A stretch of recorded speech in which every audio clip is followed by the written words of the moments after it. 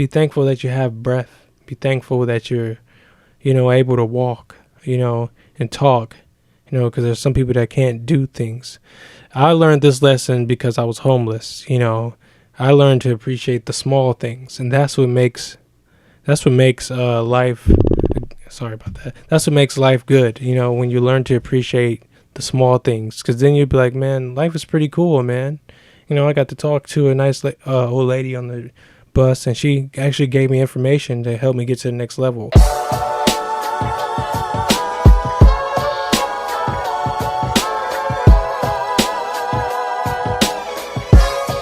That is dope. What is that? All right. So this right here is a organite pyramid, and what this does right here, I'm gonna hold up for the camera. What this does right here is it disrupts all negative frequencies in the atmosphere, like from 5G towers and cell phone towers. All the bad stuff that causes cancer. From cell phones and technology. Basically, it takes all that and turns it into positive frequencies, which is good. All these things in here, all these metals and stuff, they all transmute it into positive, frequencies. And let me tell you, it's more important to get this now than ever, because they're taking this shit out of the stores, off the market, because they know what the positive effects that it has. And they're getting ready to bring these like 5G towers in. And they have them in like 13 stadiums, the Brown Stadium included. If you look at this commercial for Verizon, there's a guy promoting it. It's like, we got 5G towers now in 13 stadiums. You know what? My Wi-Fi randomly, I don't have 5G, but I did see it pop up my Wi-Fi 5G. I was like, 5G? Yeah, man. It's like, that's bad. That's gonna kill the bees like all the way, and it's gonna destroy our planet. Wow. These cell phone towers are not good. They're like really. If you notice, you go in the woods, you'll see a tower. And nothing grows around that tower. Like the trees don't grow around it. They grow apart from it. Right. It's just a tower in the middle like that. So this is. So what's the name of that, bro? It's called an organite pyramid. Okay. Organite. You can get them from your metaphysical stores. Like Passport to Peru is like close to you. It's on Coventry. Oh, yep. They have that, and I actually got this on Venice Beach. At a shop in Cali. Yeah, I got this at a shop in Venice Beach. I'm like, I gotta get it. Gotta get it. Because it was just an instant thing. I was like, I gotta get it. Hey, you just taught me something I never knew about, bro. That's why I brought it, man. Mind blown. I saw you put on the table. I was like, what is that? I was like, I gotta ask what this is. I did that with color too. I just like threw it on the table right when we started. Like, they said, what is that? Yeah, we'd be curious. Like, what is that? And then the other guy thought I said Gorgonite. You know what a Gorgonite? I don't know what that is. That's from Toy Soldiers. Remember that movie? Oh, yeah. Hey, that was a banger. Yeah. And I'm like, no, it's not a Gorgonite. I just wouldn't be bringing around a Gorgonite. But I'm heavy into the metaphysical realm. I carry crystals around. They've gotten me through hard times in life. Right. Like, when I was living out in Los Angeles, I was homeless. I was homeless out there, and I would, carry crystals around, and they really worked. Like, the universe was really looking out for me. I think it's because I kept those high frequencies on me, and I stay manifesting stuff all the time. I know the wizardry, man. It's a magic to this life. A lot of people are not hip of it, but the greatest success stories in this world are very hip to it. I agree, man. Wow. Bro, before you even get real deep with this, we gotta get the intro going. You ready? Let's get it. Ladies and gentlemen, boys and girls, welcome back to Lavish Journey podcast. It's your host Jay Gaines over here. We got my brother Rage the Poetic in here today. What's good, y'all? What's up? I'm here. Man, they just heard you speak some truth. I'm live. I'm live in the moment. Hey. I love it, man. So, man, how you feeling today, fam? You feeling smooth? I'm feeling really good today. Today's a really good day. I woke up next to my wife and my kid, and I'm like, you know what? Life is good. Hey, I got no complaints right now. I'm healthy. I'm happy. and I'm better than I ever was musically. Hey, I'm evolving every day. speaking of music, man, so let everybody know about you, like give them like a biography, what you doing, and everything, and the whole rundown. I'm doing quite a lot, but I'm gonna start with the music. So yeah, I'm Rage the Poetic. I got a project out on Spotify and Apple and all streaming platforms called A Distant Travel, and that project is basically about an artist from the year 3035 who comes back to the present to make some music that the children of this time period can connect with, because it's like a futuristic thing. Like I was inspired by this story, by the character Trunks from Dragon Ball Z. Okay, yeah. You know how Trunks came to the past to help them beat Cell, right? I ain't gonna lie, I didn't watch it too much, but I can relate. I know what you're talking about, though. So the character, he came, to the past to help them fight somebody, so his timeline can be good. So I kind of got inspired by that. I'm like, so this artist is going to come to the year, at that time it was 2018 when I released it. He's going to come to the year 2018, make some good music the kids can relate to, so his timeline can be peaceful and more harmonic, and just beautiful, a utopia, because he had to come change it because everything was like really fucked up. Everything, the rappers and from the past fucked up everything, and everybody's mind was fucked up, and it's all from the not connecting with an artist that everybody was just like not in a good way. So I had to, because all my projects really, they have like a story to them. I just don't make things like a shallow project, like with a compilation of songs. I try to have a story to it people can follow along to, so I can immerse them inside of a world, so they can have something to connect with. It's like going back and watching a TV show that they like. I think that's important for music to like put for experiences. There's not many artists that, especially in the underground here, to put people inside of an experience, and that's what I try to aim for with every project. Every track on the song is like, together in a way that goes inside of a story format. And that was what it was with this project that I'm talking about, A Distant Travel. It's about this kid from the future who makes some really good music in 2018, and he goes back to the future where his timeline is good. So that's that project, and that's all the way out. That's out on all streaming platforms, and right now I'm working on this project that's going to be out on Halloween called Weird Scenes from the Construct. I know that's a mouthful, but that's basically about all the the fucked up shit that I'm seeing here in society. All the weird stuff, like Donald Trump becoming in office. Like, we didn't think that was going to happen. That was pretty weird. The ecosystem being fucked up, the polar ice caps melting, this all this stuff is just weird occurrences that we just didn't think would ever happen, and it's just my perspective on things, of today.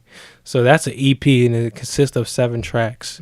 And it's short, but I would say it's very it's short, but it's sweet. It's like a psychedelic thrill ride. If I could say that, it's a psychedelic thrill ride. And I'm dropping a video for it October 2nd on my birthday. Hello, I'll be 24. Hey. I'm turning 24. I made it to 24. I'm happy about that. Because I consider it a blessing to, make it to another age, being black in America, when the odds are against us. So that video is coming out, and that has a story to it too. And this project does have a story to it too. Like I said, all my projects do. And the story in that video is basically about, this guy I call him the chosen one. I didn't really give him a name. He's the chosen one, and he runs to this abandoned Walmart. We found an abandoned Walmart out here on Transportation Boulevard, and we filmed the video in there. And I said I'll make a story. Yeah, is that out here in Cleveland? Yeah. Okay. Yeah, okay. And the guy runs into the Walmart, and he's just basically singing the song, but in his timeline, the machines took over, and it's a post-apocalyptic time, and everybody, all his family is dead because the robots killed him, and they're, I said that they were like extinguished from the fires of war, so that's what that video is about. And it's a short video, but it's sweet. It's gonna make people want to get back into it and look at it again. That's the beauty about short things. If it's good, they're gonna like play it over and over and over again. That's something that I experimented with early on in my career. With like, I would make short songs. I'm like, and people like, damn, that shit was good. I gotta hear it again. Right. Yeah. I'm glad you said that. Somebody just talking about I forgot his name already. Dang, I don't want to disrespect him. But A Panini, that guy. Oh yeah, Lil Nas X. Yeah, they say his songs are short, but they're really good, and that's what makes people want to keep listening to him. So I like Lil Nas. Like a lot of people, especially when he came out as gay, homosexual. A lot of people in the black community, like in the hood, inner city, they look at me funny when I say, I think his music is pretty good. It is. Like they say, "Oh, that nigga gay, man. Like, why you listen to that nigga? That. You gay too." I'm like, no, I'm not. And close-minded people, man. That's all it is. I think Lil Nas is dope. He's different from like these other rappers who like Playboy Cardi, and these guys that just like mumbling and just say, "Look at my thing, yeah, Yeah, you're right though. Everybody got that flow. Lil Nas doesn't have that. He's more melodic with it. He's like, "Stay with me." I think he's very authentic too, man. I love melodies. That's why all my music consists of melodies. Because you want to know why? Wow. Melodies is what our parents sung to us. When we were kids, our grandma used to sing us melodies before we went to sleep, like A, B, C, D, just things to soothe our soul, and that's what I do. Like, my melodies are more advanced than that. It's not like, I'm trying to sing you a song to go to sleep, but it's something, to make you feel okay, and I get that. If I can go into my inspirations, the people that inspired me to do music, I would say number one is like Kid Cudi, shout out to Scott Mescudi. Yep. I get my music gets related to him a lot, and that at first it used to bother me, but it doesn't bother me because why used to bother you at first, bro? Because like if you get when you hear that you sound like this nigga, people get you get irritated by that, But that was just some young shit. I had to think about it more. I'm like, that's actually a compliment. This guy is fucking awesome though. He's the most iconic person in the Cleveland or in the music industry. Like he set the tone for all musicians of this time and age. Yeah. And so Kid Cudi, he inspired me, his songs, and he made me like want to do music because he made me understand like it's not about rapping about the jewelry and the flashy things. Let's talk about emotions. Let's talk about real shit that people are going through. Like depression and suicide and stuff, and traumatic stuff that happened in life. Let's all connect. That's what it's all about. Music is all about connecting with people on a larger scale. So that's why he inspires me. And then like Childish Gambino inspired me. His two albums, like Camp, that was the one that inspired me the most when I was a kid because I used to go to camp a lot. You ever go to camp? Yeah, man. I went from camp from second grade up to I was 13. Right. I used to go to summer camp a lot. And, some of the things he was talking about on that album, I kind of went through, like having that girl that you like in camp that you want to tell, but you're scared to tell because you didn't know if she would accept you. Oh, no. And then at the end of the album, he was on the bus going back home from camp. He talked to the girl and, she kind of played it, but she made it seem like she liked him, but she didn't like him. And she left him on the bus by himself. And, I kind of went through a similar experience like that. A girl said she was going to go to because the last day at camp that I went to, there was a big dance. So I asked her to go to this dance with me. She said she would do it. And I came there, and she didn't come there to the camp dance. She kind of like recorded a video of me like looking stupid. Really? Yeah, it's really fucked up. But How old were you when this happened, bro? I was 12. Okay. That's Yeah. that's not a good. I don't know what you're saying, but that's interesting to make that to like a story. Do you put that in your music that we just happened? I haven't yet, but I'm gonna find a way to incorporate it in a song. Because I'm pretty sure I'm not the only one that has gone through like something like that with a girl in school. And I'm glad you brought that up to me. I really should like put that in a song soon. Yeah, man, because that's part of your journey. Yeah, connecting people, making yourself relatable. Yeah, I'm definitely going to do that. So Camp was that album for me, and Because the Internet by him was good. Did you hear Because the Internet? No, I did not hear that before. That came out in 2013. And that album was great because he had like a screenplay to come with the album. He wrote like a screenplay and he made like a visual art to accompany the album. And that's where I kind of got the idea of like putting people in a world and giving them an experience to, be inside when you listen to somebody's music. That's where I got that inspiration from. All the songs are really good. They were definitely a vibe, And he said he made it on mushrooms, He would just like grind up mushrooms and put it inside of his tea and, go in the studio.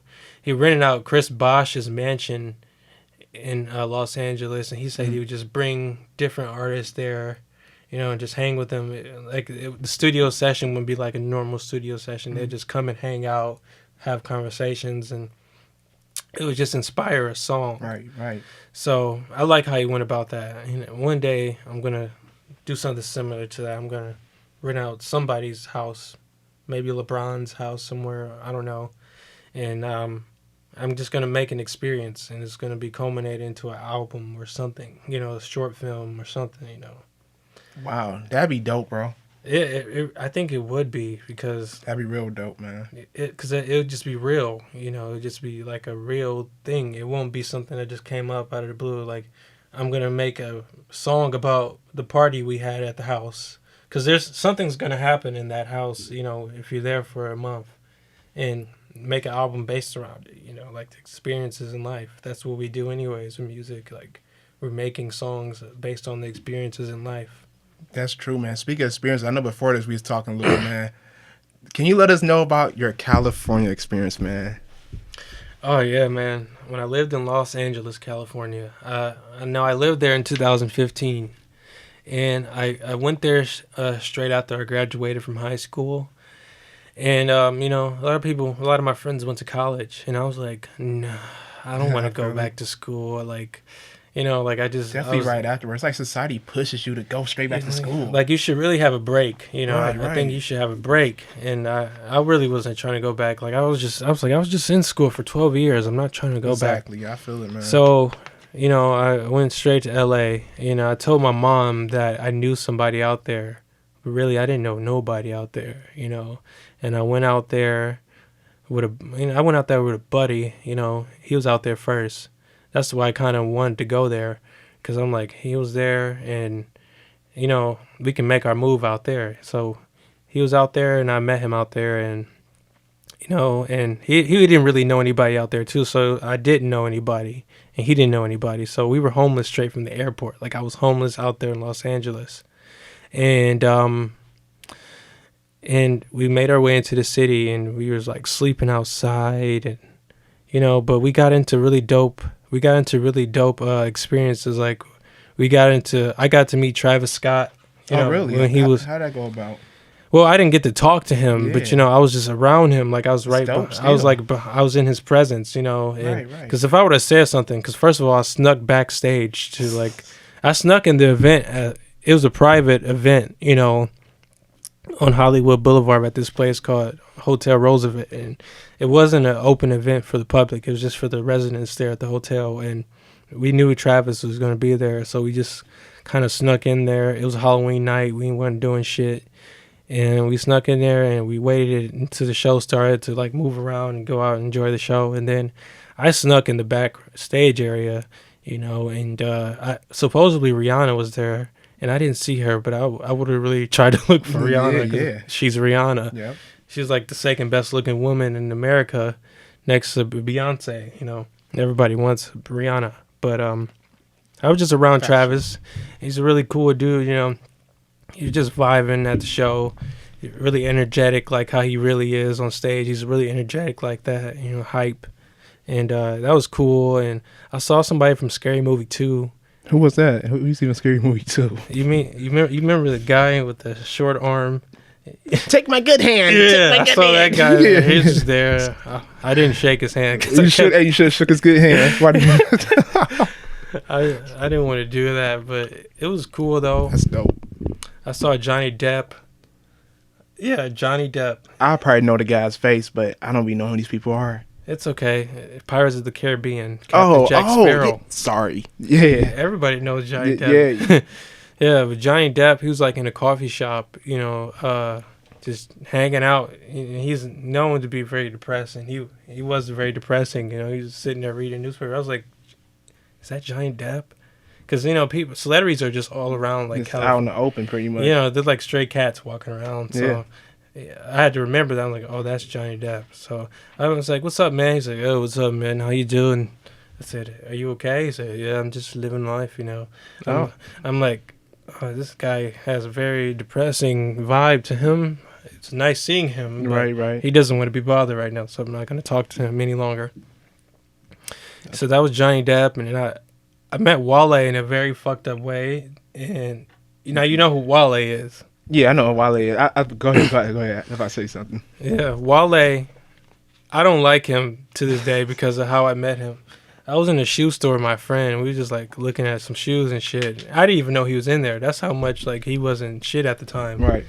And you know, I'm looking at some shoes, and he kind of bumps me to look at this shoe. I'm like, damn, what the fuck is this Wally looking motherfucker bumping me? And I'm like, oh wait, I'm in LA. That is Wally. That's actually Wally. Dang, that's wild. That was really Wally. Yeah. So I'm like, oh shit. At the time I was a fan. I'm like, he spit real shit. I love Wally. So I went up to him. I was like, yo, can I get a picture? He put a finger in my face. Said, not right now. Looking at a jersey. I'm like, Dang. really? Like, not right now? Like, this is what you tell a fan of yours? Like, I'm the reason why you even get to shop in a store right now. You will be somewhere like working at McDonald's. That's true, man. I feel like, you know, you got to appreciate all fans. I know at times they can't, you know, everybody. Sometimes they got to be on the move, but not to be like that, you know what I mean? Taking a picture doesn't take time. Right. You can Just, that jersey is not hey. going anywhere. Yeah. Take a picture. It takes 3 seconds. 3 seconds, yep. You can go about your day. That's all I wanted was a picture so I could post it on Instagram, Yep. you know. But he couldn't even do that, so I'm like, I don't fuck with Wale no more. And that's why you don't hear nothing from Wale no more. See, but that experience, That though, was the universe. that happened to you for a reason, though. So when you get to that level, man, you can know how that feels, you know what I mean? I So would you ever do never- that. Yep. ever do that to a fan. Yep. I would never. I'm gonna remain humble. You know, like when I don't care if I'm Jay-Z level. I'm gonna always remain humble, because if you want to act like shallow in Hollywood to your fans, keep it up. You're not gonna be A-lister no more. You know, I want to be like how Andre 3000 is. Like, he just walks around Atlanta, you know, playing a flute. You know, Yeah, seriously? yeah, like this is Andre 3000, Andre Benjamin, you know, just walking around casually, like, you know, he's not famous, and that's Right. how I want to be. I just want to be normal, you know. Let's not make it weird. That's true. I like that. I find it's better to keep it that way. I understand some people that they just bring so much attention that they gotta be surrounded around security and everything. Yeah. But I want to be a person just like you said, just hey, casual. Hey, what's up, everybody? Because imagine being like a superstar. Like I love LeBron, but like LeBron having like a lot of people around you and a lot of security. It'd be so hard to connect with the fans, man. Now I get it. I understand why there's like, you know, security. And Yeah. you gotta have your space because, you know, people are crazy. They'll Yeah. try to stab you or shoot you. Martin Luther King your ass. Oh, you know. Yeah. I understand that, but I'm not gonna care about that. Like, it's That's just dope. like I'm gonna be always engaging with my fans, you know, and that's gonna make them love me 1,000 times more. You know, you wanna who's your favorite like rapper, like singer? Just name one. Oh, name one. Wiz name Khalifa, one. because I saw him live. Wiz Khalifa. Okay, so imagine if Wiz Khalifa gave you a blunt to smoke, you know, out and about. You know, that would change your life. That would change my forever, fucking life. right? Yeah, Like, yeah, you're right. that would change your life forever. And that's how I'm going to be. I'm just like, Dope. if I see my fans Like, yo, you want to come to the coffee shop with me? We can just hang out, you know? Sure, they be hype. That's going to be the best thing their entire existence. They're going to be telling their great-great-grandchildren about it. Wow. And that's what it's all about, just, like, making an impact in somebody's life, you know? I may even, like, come play my new album at my fans' house in their living room, you know? Connecting on that level. That's dope. Never before done shit. I encourage all artists to do that. Connect with your fans, man. Yeah. Don't be like Hollywood, especially if you ain't even up there yet. Like, Hollywood is terrible, man. I always say I never want to be in Hollywood, like industry low key. it is terrible. It's terrible. When I lived out there, I learned that Hollywood is a very, very evil place. What you learned about it, man? It's an evil place, man. Like it's like, you know, I was on psychedelics a lot out there, and I was just like feeling the energy out there, and I would always get uneasy vibes around there. You know, it's just people are worshiping these idols, these people, you know, all day, every day out there. And there's like witches and like wizards and like vampires out there, dude. I'm serious. I'm not even like making this shit up. Speak your truth, brother. Like I was hanging out in a club down there one time, you know, it was like an underground club. You had to, only certain people can get in there. And I was only able to get in there because my friend, you know, worked at the place. And, you know, it's so serious. Like you had to know the password to get in that club. And if you didn't know the password, you would get your ass beat by the bodyguard. So I was nervous when I was going down. I was like, okay. I told him the password and I got in and I was like, okay, thank you, God. Yeah.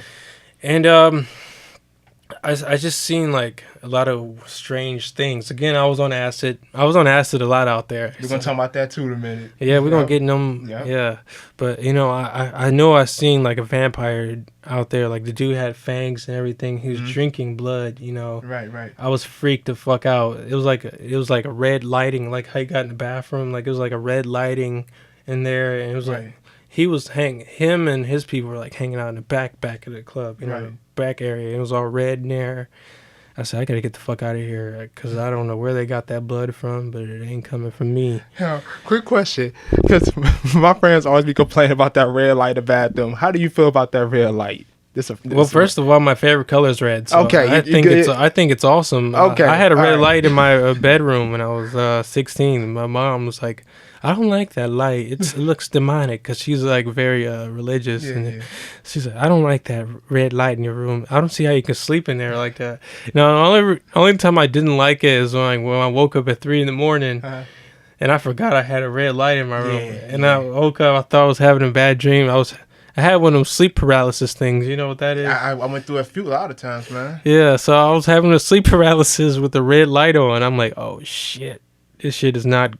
What is it about red though that does that? I like red. That's why I put the light bulb in there. A lot of my friends, they feel like like it's like a, you know what I mean? Well, okay, so that's another thing that I want to talk about. Like colors, you know, they affect our moods. You know, if red is like red has a lot to do with like anger and fear and negative things, you know. I wish it didn't. I feel like it doesn't give me that. Yeah, I wish it didn't because that's my favorite color, but it does, you know. And you know, blue, you know, like sadness and like, you know, pressing things, and yellow is more vibrant, you know.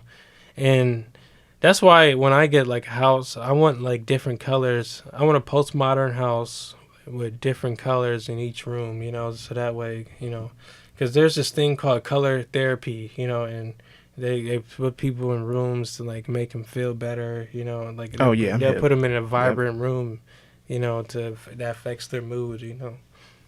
That's dope. It's color therapy, but yeah, I'm all down for the colors and shit, you know. I think that's dope in your bathroom. Okay, good. That was way off topic right there, y'all. But I had to ask that question because I be doing my podcast here. My bros be like, man, I went in that bathroom. I got scared. I was like, what's wrong with it? That red light. I'm like, I thought It the Clown was going to come out. Yeah, it was going to come out or something, man. So you say you did psychedelics a lot and everything, man. When was your first trip? My first trip, 2014. Yep. Me and my friend, we did some acid. Actually, my first trip was listening to a Kid Cudi album, Speeding Bullet to Heaven. And that's a rock and roll album. And it's like very, very crazy. It's like trippy and crazy. And It was just sitting on the couch, and I feel like everything he was saying was about my life. It was really weird. I was sitting I couldn't get off the couch. Oh, I remember that one. I couldn't lock into it, but I did listen to it. Yeah, a lot of people didn't like it. That was his album that wasn't fairly like accepted by the crowd. So it's not a popular one, but I loved it. You like it, so as long as you like it, man. I think I think the album was more for his core fans, and that was just me, So yeah. I related to it because I was going through a lot of shit that he was talking about on that album, like breakups, feeling like a piece of shit, like I was doing a lot of drugs around that time, like I'm gonna get into that. Like if I can be honest, I was heavy into the cocaine around that time, and that was something, that was an addiction that I was going through. Like I was always buying that shit. And I was just feeling like trash around that time. And that album came out and it really spoke to my soul, And I was on acid when I was listening to it because so it felt like it was really talking to me. So I was like on the couch just tripping out, and it was a really good album. And then when the album was over, I was still on acid, and me and my friend TJ, we were just like watching videos of like Asian people cooking. It was really funny. Asian people cooking? That's what I was watching? Yeah, because it was just that was just the next video that popped up, and we were just like watching it. Right. We were just like, damn, this nigga's really. It's funny because he made like, what did he do? He turned like he was making like some bread or something. He turned it into some dessert. Then he turned it into some candy. And then he turned it into something else. Like this one thing, he was making it into other things. And I bet that was even super fried watching that on acid. Yeah, it was like a mind-blowing thing. I'm like, dude, this guy's just like, it's amazing what you can do. Facts. Are you creative on acid, man? Like, that's like such your music. Have you did acid something like wrote some music or went in studio or something? When I'm on acid, I don't like do. I'm more of an analyzer. I'm observer. I'm more of an observer. I don't do much because my brain is like thinking 1,000 thoughts at once. Facts. I mean, I could do stuff, but it's more comfortable for me when I'm just like watching, and listening. That's why I can't be on acid at a concert. It's too much for me. I feel bad for somebody that would go like to like a rock concert on acid, that's an instant bad trip. People do it, yeah. Everybody trips so differently. My one friend, he said he can only trip at concerts. One bro, he said only at home. It's like I'm the only at home guy. Like I would have to be like with some close friends, and we have to be sitting on a couch and just like how when I had it the first time. It was just me and my friend. We had some weed, we had some food. We were just watching TV. We have to be in a comfortable, trusted environment because random shit cannot pop off while I'm on acid. Oh man! Like say you're on acid, you're outside, you're hanging out, and then you get robbed. Right. I don't like that type of shit on acid, like that shit. Right. And it's crazy because I was homeless on acid on Skid Row, and it's a very dangerous part of.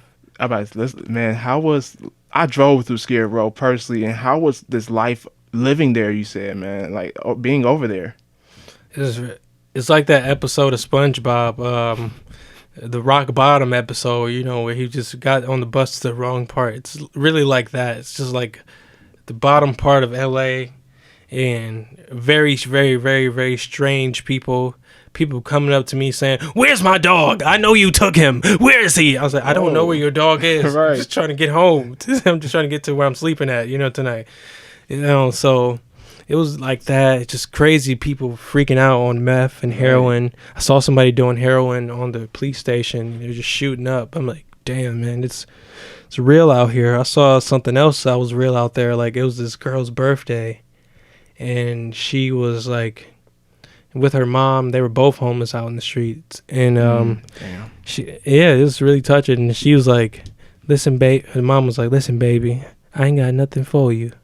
But what I can do is sing happy birthday to you."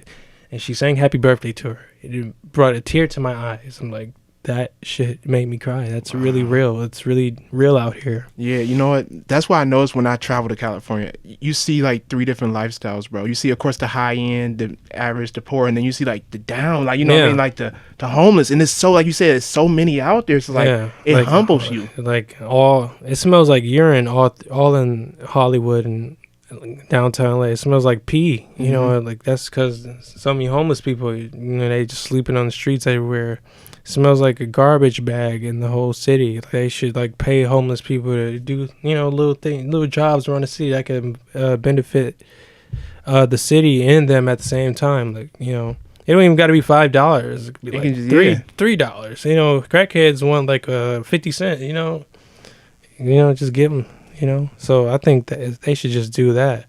And like you say, you notice it when you're out there, like the levels of like there's the low and there's the high. Yep. And like you see the mountains, you see the hills, you see like how the celebrities are living up on the mountains and the hills, and then the poor people are living down here. Yep.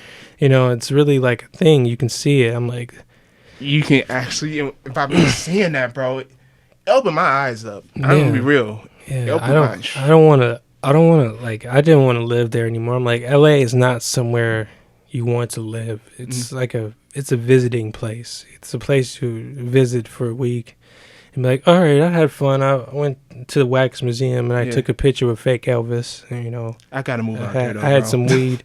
Do what you please, man. I'm just talking about me. You know, I feel it. I ain't living out there. You said San Diego, right? It's somewhere you want to? I would want to live in like San Diego and Ocean City. Yep. You know, just somewhere chill, you know, where it's not based around, you know, famous people. Yeah. You know, just the vibe is more chill there. I agree. That's what every year I go there, and I do agree. Like Ocean Beach City or Ocean City, it gave me like the hipster vibe, man. And I'm all about that, man. I'm all about that. I've been called that. Yep. You know, and I don't like that stigma. It's just like, why do I have to be a hipster? Because I don't like what everybody else likes. If anything, I'm an individual. Yeah. You know, there's nothing wrong with being an individual. You're just having your own thing that you like to do, you know. Yep. I don't do a lot of shit that a lot of guys from my generation do, you know, like I don't drink lean. That's the one drug I didn't like get lean. Into. I'm I tried it once and I didn't like it. I'm like, so I never tried that. Basically, man. I feel like I want to go to bed the whole time, you know. You know, why do they like drugs? Like Xanax. I went to nursing school. I know about all these drugs. They all make you go to sleep. They're depressants. Xanax. Yeah. Xannies. I tried Xanax too. I'm like, I don't like this either because it makes me sleepy and then I don't remember what happened, you know, while I was asleep. They say you don't. Yep, they say you don't remember. Yep. I lost something really important on Xanax. Like I had this ring my grandpa gave me. It was a crystal ring. It was like a emerald ring, and I went to sleep with it on at a party, and I don't know. It was at a party at my house too. Like I went to sleep with it on, and I cannot find it. I don't think no one stole it because I went to sleep somewhere. Like nobody would know I was sleeping. Right. And I can't find it. I'm like. It's just gone, you know. It's just in the ether now, so I don't like that. I think it's like a rape drug too. It can be used as a rape drug. Unfortunately, Xanax. I mean, I'm pretty sure Bill Cosby used it. Anybody out there to do it, hey, that's something, you know, y'all personally. But I'm not a fan. I'm not a Xanny fan. I'm not a downer fan. When I was doing drugs, I was not a downer fan. You know, downer is just like made me not want to party. What's it? Oh, okay, sure, I get you. Yeah, I don't. You know, like. And like we was talking about, you know, before we went on air, the difference between the weed here and LA. Like the weed here, when I would go to parties and smoke the weed here, I would like turn down blunt sometimes because I'm like, I'm not trying to turn down. If I smoke your blunt, man, I'm gonna get tired and hungry, and I'm gonna get a headache, and I want to leave, you know. But you know, when I went to parties out there in LA, I smoked the blunt. I'm like, all right, let's go. Let's go. Come on, let's go, man. Give me another one. Give me another nug. Let's go. Let me smoke, man. Hey, for real, it's all good. You know why? Because it's very potent out there, and it's also, you know, it's good quality. Sativa too. That's probably why a lot of it's sativa. It's like that because the sun is out there. The sun is out more than here. So the weed is getting more sunlight. Oh, that's the difference. Dang, I never thought about that. And more sunlight was just more energy. Yeah, more energy. So that's why the weed is A1 out there. Hey, he said A1. A1. Hey, I feel. Is there anywhere else you like to travel to? Let's say if I got a question for you, then, bro. So if somebody came to you and said, "Hey, you could travel to anywhere you want to go." You know what I mean? Free flight, whatever you want to do. Where you go? Tokyo. Oh yeah. I want to spend some time in Tokyo because like everything is just free artistic vibe out there. You know, like nothing is considered strange or weird out there. You know, it's just art. It just is what it is. You know, and like they have shows out there with 2 panda bears masturbating, see who can come first, and that's just a show that people watch when they get off TV. That sounds fucking wild. It sounds wild. In America, that's strange. That's sexual. I don't like that. You know. Yeah, we're judgmental here, man. I give it so judgmental. Like if Lady Gaga was out and like if she came out in Tokyo and you know she got hot there first, she would like be bigger than what she is. I'm not saying that she's not big. She is big now, but she would like be like, you know, like Jay-Z status. You know, like you know, just a big figure in the music world. But you know, when she first came out, they said she's weird. She's wearing a cake dress. You know, she's wearing a fruit basket dress or a plastic dress. You know, she just Lady Gaga. It was just art walking. But Tokyo, things are just. I want to go to Tokyo. It's just like everything is just free there. You know, I feel like I would really learn more how to dig deep into my artistic roots there. You know, with being around that type of vibe there. You know, every country is just better musically, you know, if you're an artist than America. You know, like they love black rappers in the UK. Like, oh man, that's the truth. That's what I hear. You know, that's true. I would like to go there. You know, and just experience that. You know, like you even gotta be like a good rapper. If you make a nice tune, right. The girls just want to be on you. Like, oh, the American, he's very good. I like him.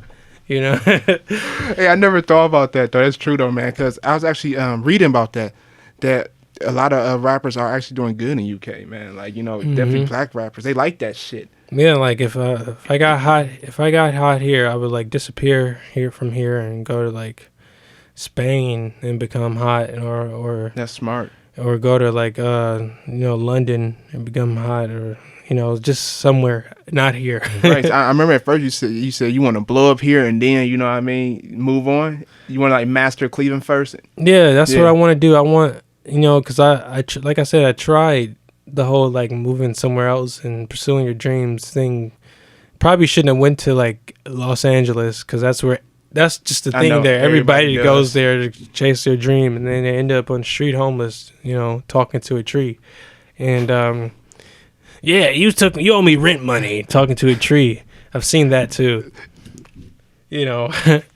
But it's I want to make it here because everybody that is from Cleveland, they never tried to, I mean, I ain't gonna say try, but they didn't stick it out, you know, and try to make it here. And I feel like it's easier to make it here in Cleveland because there's not a lot of people who are trying to be different. You know, there's not a lot of people who are trying to, you know, be think outside the bun, you know, like how Taco Bell would say.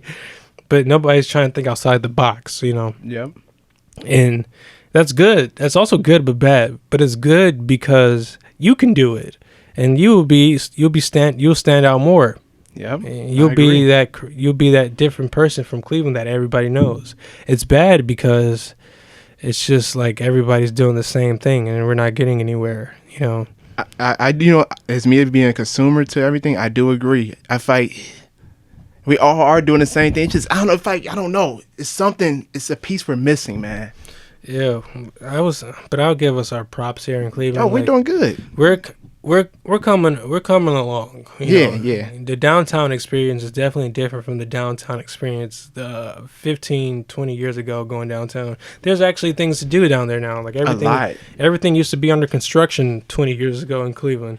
Now there's the casino, the whole Rock and Roll Hall of Fame, a barrage of restaurants to go to. It's a lot of shit to do. The flat. I remember when I was a little kid, like you said, we used to go down near the flats and it'd be empty. It was dead downtown. Yeah. But Cleveland's on the come up, man. We still need that one piece, but we are definitely on the come up. But the flats Oh shit. was popping at a different time period, like in our parents' time. Yep, I'm about to. Because every time I talk to my dad and like my uncles, they say, "Yeah, we used to go to the West Bank of the flats." Yep. They said celebrities would just come to the flats just to party and kick it. That's how big the flats was. I don't know what happened. They're trying to bring the flats. It's like that now. I do Uber. I mean, I don't know how they generation. I was a little kid, but I do Uber down there, and it slaps now. It slaps. Well, not on the same, like on the East Bank. You're talking about on the East Bank, like where like Punch Bowl is. Yeah, around there, like right. in Lindsay's Taco. Oh, you talking about the other side of flats? Yeah, the West Bank is where. Oh, you're right. The West Bank is dead, Yeah. but the West Bank used to be popping back in our parents' time. There's clubs. If you ride around there, you see all these like abandoned clubs and stuff. Right. But a lot of people are getting killed down there. That's why the business went down. A lot of people are getting killed and like going missing, because the flats is like, it's once it's dark down there, it's really creepy walking around there, walking back to your car. I agree. Especially if there's abandoned buildings around. So, but the East Bank is popping now. And Yep. I know all about the East Bank. I used to work at a couple of restaurants down there. Yeah, the East Bank is definitely popping, man. But you was right though. I did drive through the West Bank, and you're right. It is kind of. I mean, I see business are still out there, but it is kind of empty for the most part. All they got on the West Bank is like that one the music box. Yeah, the music box, and then the Improv, I think, is over there. The Improv, and then a couple of strip clubs. Yep. That I spent some time in when I was going through my dark days. And what else do they have down there? And that's about it. Nothing more. And that's not a lot compared to what they got on the East Bank. The East Bank going. Like they have a whole block of shit. It's gonna get there. I feel like the West Bank definitely get there. If anything, I would put something down there, and that's why I want to stay here. There's just so many opportunities here in Cleveland to like rebuild and make something dope.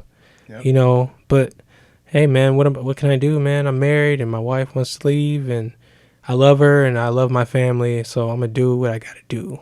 I respect that, bro. Speaking of like making this legacy here, I've been doing this thing called Rage Fest, and I started that in 2017 with a close buddy of mine named Anthony Jones, who's another dope artist here. And we started that when we were like young. Like we were like go to the library downtown and we'd talk about plans on becoming like successful. We would, just while all of our other friends are, chasing the girls, trying to get some pussy or whatever.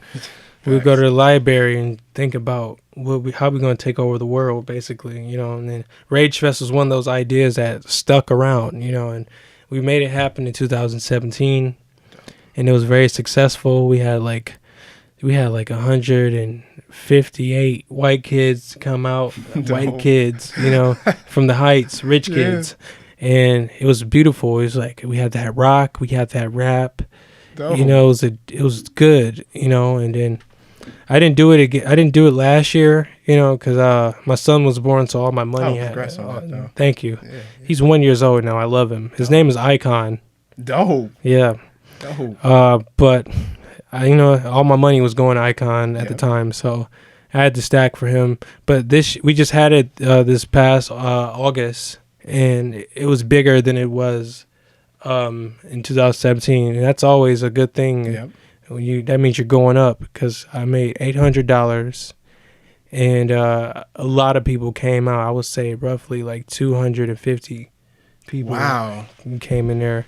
Random people, like some people I invited, some people I did not invite. Right. It was a good event. And that's dope. And I wanted to be as big as EST Fest. With MGK. I wanted to be as big as OVO Fest, Drake. It will. And because Cleveland, that's another reason why I wanted to do something like that here. Cleveland doesn't really have that OVO Fest here. Like, we got Summer Jam, we got EST Fest. Okay, EST Fest doesn't take place in Cleveland.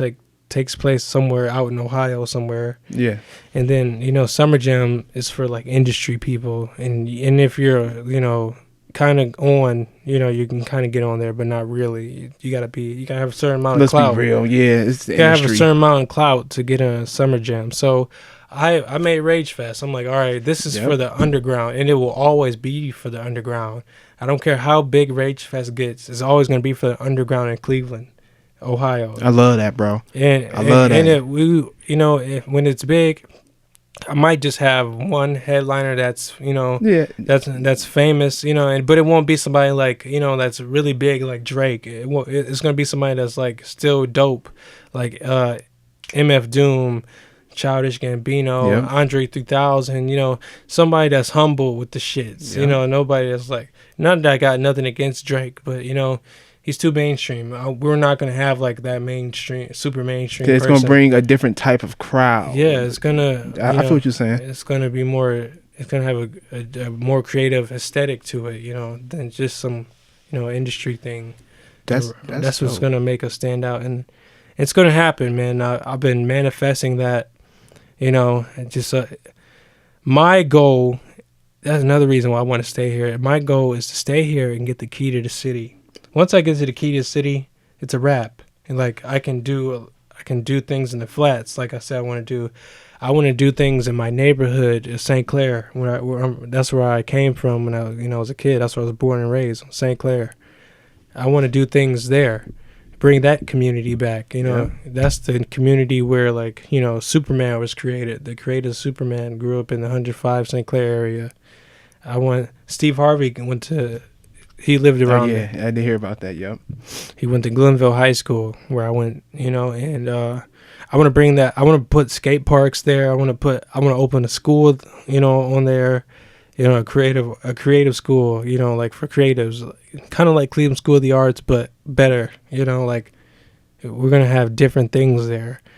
I want to I want to get Lake Erie together. Like I got a vision, man. And it all starts with getting that key to the city. And I'm going to get it, whether I move away from him or not. I'm going to be coming back here frequently, to do things. I believe you, man. The way you just said everything, it sounds like you definitely going to do that. It's already manifested, man. Yeah, it is. I respect that, bro. I just got to keep it going. Damn, you right. Now I got, I want to preview like a song. Go for it, man. The video to this song is dropping, October 2nd, and it's called Abyss. Now this song is like, it's kind of like spacey and out there. Okay. I'm not going to play the whole thing. I'm just going to play a little bit of it, so people can hear what I'm, Go for it, bro. World fucking premiere. World premiere. Go for it. Listen to these tracks, bitch. You remember that drop? DJ, motherfucking rails. Right. Gangsta Grills, you bastard. I don't know the other ones. Yeah, I don't remember it. Oh, shit, it was the other one. Yeah, but here's my song, Abyss.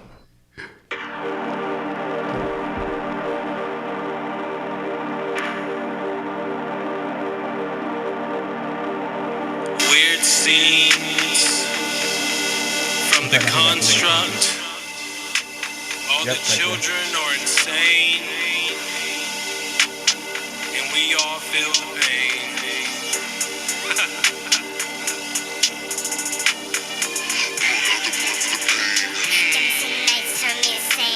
I feel like Kurt Cobain, mixed with Jim Morrison, all the same. If I didn't think these thoughts in my brain, maybe then I'd be okay. Maybe then I'd float away to a whole nother galaxy where the aliens are my friends, where all this madness ends. I need peace and happiness. My mind's a labyrinth. My mind's a labyrinth. I'm escape from all of this, from trapped in the abyss.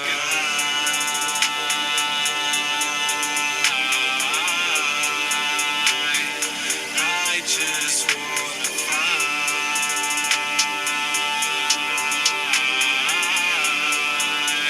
see the magic in your eyes. Yeah, but Hey, I like that, bro. Yeah. That's a vibe. So you see how trippy that song is? Bro, 1,000,000%. That's how the whole project, Weird Scenes from the Construct, is gonna be. Like, it's gonna take you. I wish people can see that little backdrop you got back there, but it's gonna be like that in that world. Yeah. My OG ones know what's up. Yeah, Yep. or this. It's Yep. gonna have you floating in this. This is basically like where my project will take you mentally. You know, this backdrop. Oh, that's how I felt when I just listened to it for a hot second, though. When I Yeah. listen to music and I can actually visualize something, that's how I know I'm connected to it. Yeah, like I encourage people to get high on whatever and listen to it. Like I would say, psychedelics. You know, smoke some weed. That's real. That's real. Pop a tab, eat some mushrooms, listen to this project. It's going to change your life. I promise you. It's going to change your perspective. And if you listen to it sober, you're going to say, wow, this is some different shit. Yep. You know, and it may not be something you play forever, but you're going to like it, you know, because I kept it different. All these songs, like if you notice, I say, I need peace and happiness. Who doesn't want peace and happiness? Exactly, man. You know, my mind's a labyrinth. You know, in a labyrinth is like a maze. You know, so I'm saying like my mind is a maze that I can't escape sometime. And we all feel like that sometimes. We can't get out of our mind. We feel trapped in our mind. You know, if I had like a rap genius about like half my lyrics, people would be like, "Oh man, I really relate to this guy." Yeah. Wow.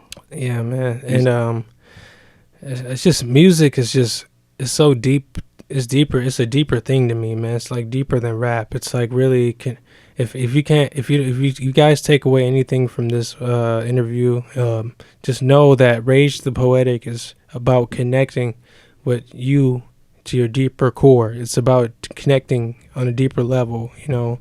It's about connection. That's what I want to say. It's about the connection with me when I'm doing this music shit, you know. And I just don't do music too, you know. I'm an actor too, you know. You're an artist, man, multi-talented, man. Yeah, man. Yeah. I'm trying to be multi-talented, you know, and I am multi-talented. It's about just showing you guys what I can do, you know. You know, I've done 4 movies this year so far. 4. God damn. I gotta talk to you otherwise about some movies, man. I'm trying to start shooting movies. I'll help you out, man. Okay. You know, it's just about applying yourself. You know, you're not gonna get every audition, but that doesn't mean give up. Yep. You know, maybe you don't take it personal. Maybe you just weren't what the director was looking for creatively. You know, and that's nothing wrong with that. Just keep it moving. Just keep sharpening yourself, your skill. You know, I agree. staying dope. And that's how I got a lot of these movies. I did the first movie I did this year was like a zombie movie called Revelations, and you know, my character was a zombie. We were just in this crowd of people, and we were just like, the world was in a post-apocalyptic time, and everybody was turned to zombies. It was like some Walking Dead shit. I'm pulling up a picture of it right now. Yeah, that's dope, man. The makeup artist did their thing.